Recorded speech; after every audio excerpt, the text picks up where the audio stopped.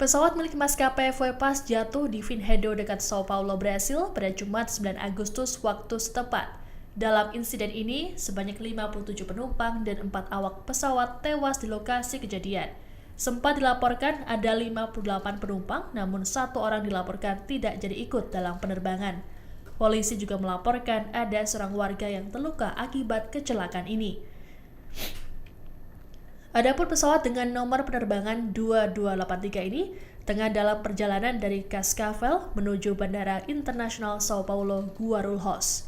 Dalam rekaman video amatir yang beredar, pesawat tersebut sempat berputar-putar di udara sebelum menghantam tanah dan meledak.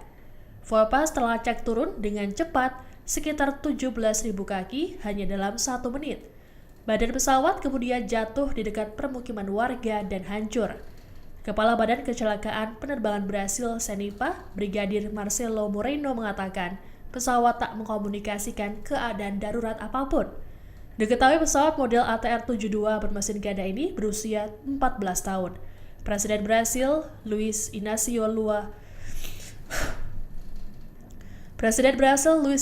Lula da Silva kemudian menetapkan 3 hari masa berkabung untuk para korban.